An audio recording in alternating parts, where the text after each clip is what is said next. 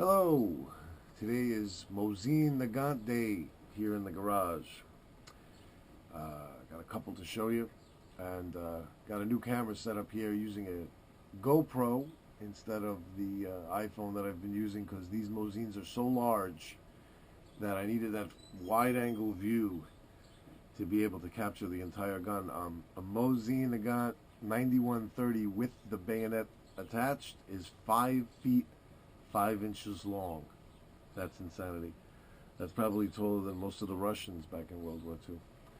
Well, I'm not really going to get much into the history of them or the particular cartouche marks on the stock or the little things that are stamped on the receivers. There's so many videos, so much information, and very good comprehensive information on that online already. And here on YouTube, that it wouldn't even make sense for me to get into that. I know almost nothing. I'm learning a little bit every day. I poke around and look at these videos on these particular guns. But what I'd like to do is, I would just like to give you a little history of my experience with buying them and what I found, and some helpful guidelines maybe that can save you some problems, just things that I've experienced with them so far since buying them. Well, let me give you a little introduction. This is my, let's see, 1943 9130.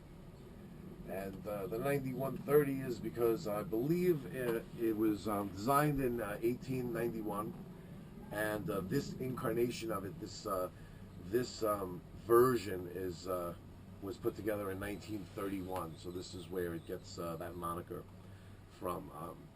This one was imported by an arms company, CAI, where a lot of these come from. And there seems to be two different places, Georgia, Vermont, and a different place. This is the newer place, Georgia, Vermont. You can kind of date when the arms dealer had imported them by this electro penciling here on the side shows that it's one of the newer imports. And the other one that I'm going to show you is an older import that has the CAI, and it's in Vermont, I believe, their location, but it's not Georgia, Vermont. It's a different place in Vermont. They had a different home base, and that would be stenciled here on the barrel, the older ones. But when you get these, you're going to get them in two different ways. You're either going to get one that's a military surplus that's been packed away, stored in cosmoline, and comes with some doodads that I'll show you in a little bit, which is how this one came. Or you're going to get them by private sale, where maybe it never had been packed in cosmoline, or it was already taken out and already cleaned off, and that somebody had kept in their personal collection for years before you're actually acquiring it.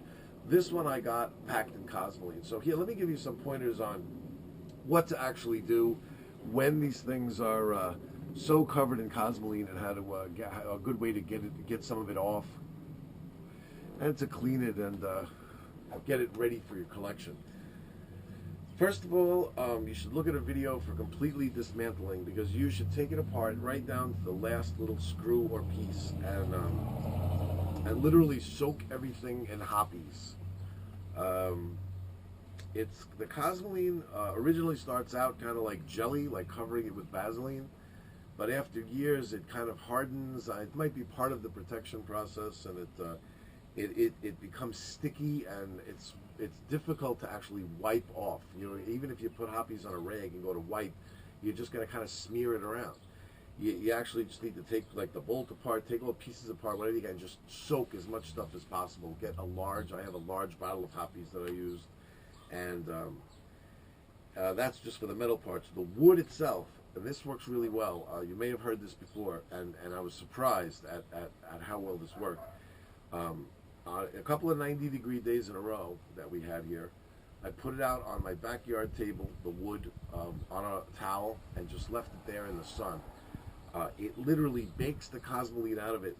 It gets droplets on it that look just like sweat, just like beaded up sweat. When they say sweating it out, it's absolutely true. It's exactly what you're doing, is sweating it out. And it beads up on the wood, and you wipe it off. You come back 20 minutes later, more is beaten up. You wipe it off, and you just keep it actually just leaches it out of the wood. You don't want it in there. It's not really serving any function to preserve at that point, to be soaked into the wood. After I did that, then I soaked it in, just with my hands, rubbed in boiled linseed oil, and again let it sit in the sun. And then it does the reverse process. The linseed oil soaked in, and the way it made this stock, how this stock came out, was just absolutely gorgeous. I'm very lucky to get a military surplus one in such beautiful shape, and it was a 1943 one too.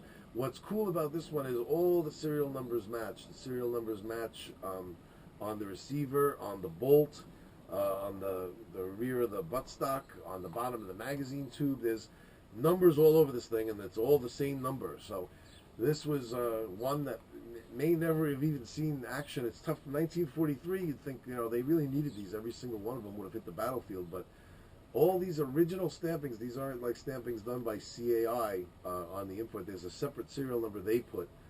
But all of the original serial numbers from that were stamped in Russia are still on all the parts.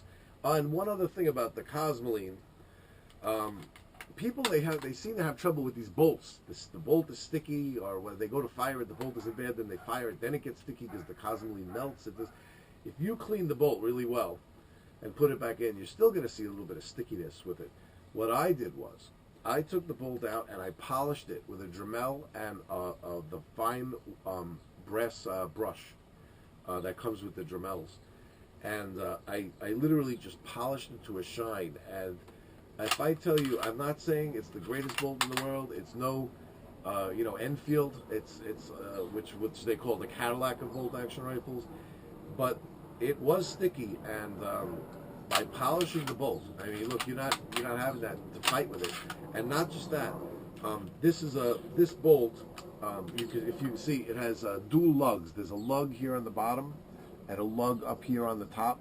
Those two lugs, when the bolt travels forward and then turns, those two lugs lock in on either side. Into here on the receiver, there's two reliefs on either side of the receiver, that when the bolt slides in and it turns, it locks into those two lugs on either, those two empty spaces on either side.